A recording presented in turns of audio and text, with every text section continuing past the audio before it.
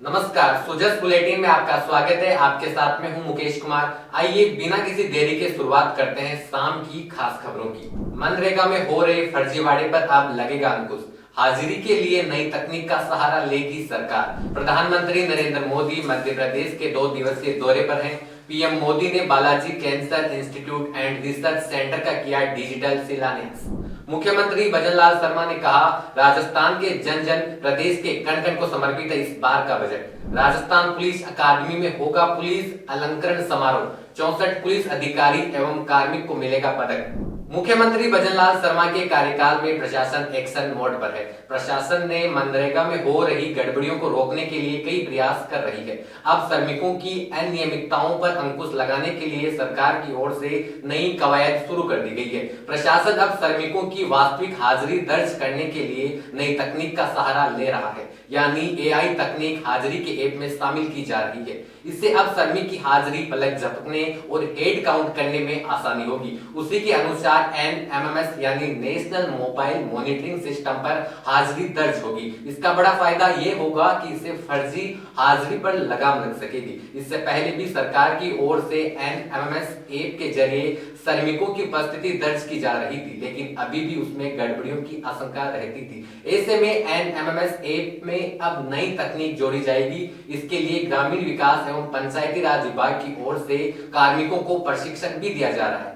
अधिकारियों के मुताबिक एनएमएमएस ऐप अपडेट करने की प्रक्रिया चल रही है। वर्तमान में बीते वर्षों से मनरेगा के तहत एनएमएमएस ऐप के जरिए श्रमिकों की हाजिरी तो की जा रही थी, लेकिन अभी भी उसमें एक ही श्रमिक की दोहरी और पुरानी फोटो अपलोड करने की शिकायत मिल रही थी। ऐसे में पारदर्शिता को लेकर सवाल खड़े हो रहे हैं। अब नई तकनीक से हाजिरी होने से इस पर पूर्ण रूप से अंकुश लग जाएगा। एनएमएमएस ऐप के जरिए अब कार्यस्थल पर दिन में 2 बार श्रमिकों की उपस्थिति दर्ज की जाएगी। इसमें सुबह और दोपहर के बाद भी हाजिरी की व्यवस्था लागू होगी, जिसमें श्रमिकों को कार्यस्थल पर आना ही होगा। नई व्यवस्था के तहत ऐप में अब संबंधित मेट की भी मैपिंग की जाएगी। इसका फायदा यह होगा कि संबंधित मेट ही मस्टर रोल की पूर्ति कर सकता है।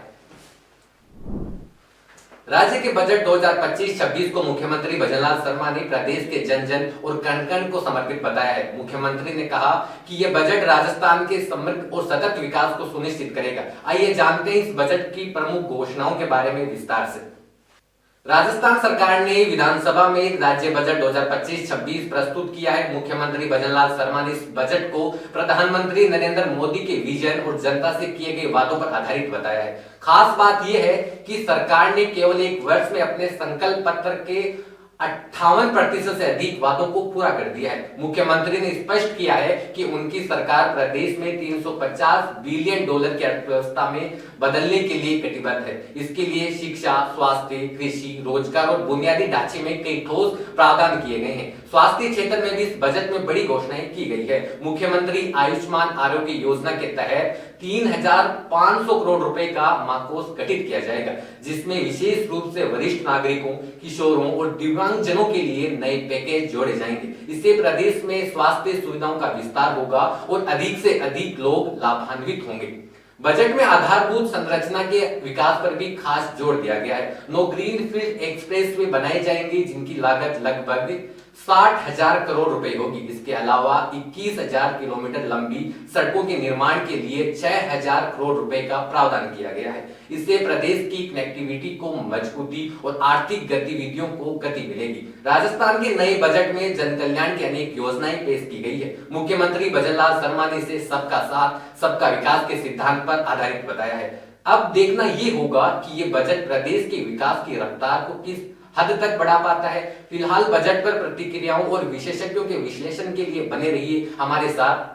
जयपुर के जवाहर कला केंद्र में 1 मार्च से 4 मार्च 2025 तक राज्य स्तरीय आरोग्य मेले का आयोजन किया जाएगा। मेले की तैयारियों को लेकर आयुर्वेद विभाग के अतिरिक्त निदेशक एवं आरोग्य मेले के नोडल अधिकारी डॉक्टर बत्तीलाल बेरवा ने विभिन्न समितियों की बैठक ली और आवश्यक दिशा निर्देश दिए। मेले के शुभारंभ समारोह में मुख्य अतिथि के रूप में राज्य के उप मुख्यमंत्री और आयुष मंत्री डॉक्टर प्रेमचंद बेरवा मौजूद रहेंगे, जबकि अध्यक्षता जयपुर की सांसद श्रीमती मंजू शर्मा करेगी। इस मौके पर विधायक कालीचरण सराफ, नगर निगम ग्रेटर की महापौर सौम्या गुर्जर और प्रमुख शासन सचिव भवानी सिंह देता विशिष्ट अतिथि होंगे। मेले के मीडिया प्रभारी डॉक्टर लक्ष्मण सैनी के अनुसार इस आरोग्य मेले में विश्व स्तरीय विशेषज्ञों को आमंत्रित किया गया है, जो आयुर्वेद, प्राकृतिक चिकित्सा और जड़ी बूटियों से संबंधित जानकारी देंगे। बैठक में सभी समितियों के प्रभारी अधिकारी और आयुष मिशन के परियोजना निदेशक doctor Dinesh Sharma, Indian board of medicine के रजिस्ट्रार डॉक्टर सीताराम शर्मा, सहायक निदेशक डॉक्टर अंकुश चतुर्वेदी सहित कई अन्य विशेषज्ञों ने भाग लिया। राज्य स्तरीय आरोग्य मेला न सिर्फ पारंपरिक चिकित्सा को बढ़ावा देगा, बल्कि आमजन को स्वास्थ्य के प्रति जागरूक भी करेगा। बने रहिए सूजस बुलेटिन के साथ, हम आपको देंगे हर अपडेट। शुक्रिया।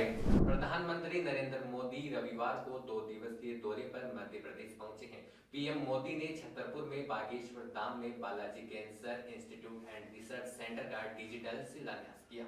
बागेश्वर धाम पहुंचने के बाद प्रधानमंत्री नरेंद्र मोदी ने बालाजी के दर्शन किए। इससे पहले धीरेन्द्र शास्त्री ने पीएम नरेंद्र मोदी को बालाजी का विग्रह भेंट किया। उन्होंने सनातन धर्म पर लिखी किताब और स्मृति चिन्ह भी भेंट किया। प्रधानमंत्री मोदी वायुसेना के हेलीकॉप्टर से छतरपुर के बागेश्वर धाम पहुंचे। करीब 200 करोड़ रुपए की लागत से बागेश्वर धाम में बन रहे अत्याधुनिक कैंसर अस्पताल का निर्माण किया जाएगा। यह अस्पताल विशेष रूप से बुंदेलखंड के 17 जिलों के मरीजों के लिए लाभकारी होगा। अस्पताल बनने के बाद मरीजों को इलाज के लिए महानगरों में भटकने की जरूरत नहीं होगी। इससे कैंसर मरीजों को समय पर इलाज मिलने में आसानी होगी और लाखों रुपए खर्च होने की चिंता भी कम होगी। इस पहल से न केवल चिकित्सा सुविधाओं का विस्तार होगा, बल्कि कैंसर जैसी गंभीर बीमारी से जूझ रहे मरीजों और उनके परिवार वालों को भी राहत मिलेगी। ये अस्पताल 25 एकड़ के विशाल क्षेत्र में स्थापित होगा और इसकी शुरुआत 100 बेड की व्यवस्था के साथ होगी। इस अस्पताल का निर्माण 4 चरणों में किया जाएगा, जिससे इसे चरणबद्ध तरीके से विकसित किया जा सके। इस अस्पताल का संचालन वेदांता ग्रुप और बागेश्वर धाम जन सेवा समिति के संयुक्त प्रयासों से किया जाएगा। भविष्य में इसे एक मेडिकल कॉलेज के रूप में भी विकसित किया जाएगा, जिससे न केवल इलाज की सुविधा मिलेगी, बल्कि चिकित्सा शिक्षा के नए अवसर भी खुलेंगे। अस्पताल के शिलान्यास कार्यक्रम में प्रधानमंत्री नरेंद्र मोदी ने कहा, बहुत ही कम दिनों में मुझे दूसरी बार वीरों की इस धरती बुंदेलखंड आने का सौभाग्य मिला है। इस बार तो बालाजी का बुलावा आया है। ये हनुमान जी की कृपा है कि आस्था का ये केंद्र अब आरोग्य का केंद्र भी बनने जा रहा है। पीएम मोदी ने कहा, हमारे मंदिर एक और पूजा के केंद्र रहे हैं, तो दूसरी ओर सामाजिक चेतना के भी केंद्र रहे हैं। हमारे ऋषियों ने हमें आयुर्वेद और योग का वो विज्ञान दिया जिसका परचम आज पूरी दुनिया में लहरा रहा है। पीएम मोदी ने कहा, हमारी तो मान्यता ही है, परहित सरिस धर्म नहीं भाई, दूसरों की सेवा, दूसरों की पीड़ा का निवारण ही धर्म है। इसलिए नर में नारायण, जीव में शिव, इस भाव से जीव मात्र की सेवा, यही हमारी परंपरा रही। आजकल हम देख रहे हैं महाकुंभ की हर तरफ चर्चा हो रही है। महाकुंभ अब पूर्णता की ओर है। अब तक करोड़ों लोग वहां पहुंच चुके हैं। करोड़ों लोगों ने आस्था की डुबकी लगाई है। प्रधानमंत्री मोदी ने कहा, नेताओं का एक वर्ग ऐसा है जो धर्म का मोखला उड़ाता है, उपहास उड़ाता है, लोगों को तोड़ने में जुटा है और बहुत बार विदेशी ताकतें भी इन लोगों का साथ देकर देश और धर्म को कमजोर करने की कोशिश करती दिखती है। हिंदू आस्था से नफरत करने वाले ये लोग सदियों से किसी न किसी भेष में रहते रहे हैं। गुलामी की मानसिकता से घिरे हुए लोग हमारी मत, मान्यताओं और मंदिरों पर, संत, संस्कृति और सिद्धांतों पर हमला करते रहते हैं। ये लोग हमारी पर्व, परंपरा और प्रथाओं को गाली देते हैं। जो संस्कृति स्वभाव से ही प्रगतिशील है, उस पर ये कीचड़ उछालने की हिम्मत दिखाते हैं। हमारे समाज को बांटना, लोग हमारे पर्व, परंपरा और प्रथाओं को गाली देते हैं। जो संस्कृति स्वभाव से ही प्रगतिशील है, उस पर ये कीचड़ उछालने की हिम्मत दिखाते हैं। हमारे समाज को बांटना, उसकी एकता को तोड़ना ही उनका मकसद है। पीएम मोदी ने प्रयागराज में चल रहे महाकुंभ का जिक्र करते हुए कहा, एक एकता के महाकुंभ में नेत्र महाकुंभ चल रहा है। इसमें देश भर से आए हुए लोगों की आंखों की जांच मुफ्त में होती है। यहाँ अब तक 2 लाख से ज्यादा भाई बहनों की आंखों की जांच हो चुकी है। 1.5 लाख लोगों को निःशुल्क दवाई और चश्मे दिए गए हैं। कुछ लोगों के मोतियाबिंद के ऑपरेशन की जरूरत थी, तो यहाँ से अच्छे अस्पतालों में भेजकर करीब 16,000 ऑपरेशन के लिए भेजा गया। एक भी पैसा खर्च किए बिना इनके ऑपरेशन किए गए हैं। पीएम मोदी ने जनसभा को संबोधित करते हुए कहा कि आस्था का केंद्र बागेश्वर धाम आरोग्य का केंद्र बनने जा रहा है। अभी यहाँ Bageshwar Dham medical science centre का शिलान्यास किया है। यहाँ 10 एकड़ में बनेगा। पहले चरण में 100 बेड की सुविधा तैयार होगी। इस कार्य के लिए धीरेन्द्र शास्त्री का अभिनंदन करता हूँ। बुंदेलखंड के लोगों को बधाई देता हूं। प्रधानमंत्री ने जनसभा को संबोधित करते हुए कहा, मोदी ने तय किया है कि कैंसर की दवाओं को और सस्ता किया जाएगा। अगले 3 साल में देश के हर जिले में कैंसर डे केयर सेंटर खोले जाएंगे। यहाँ जांच भी होगी और आराम की सुविधा भी होगी। आपके पड़ोस में ही जो जिला अस्पताल और चिकित्सा केंद्र है, वहां कैंसर क्लिनिक भी खोले जाएंगे।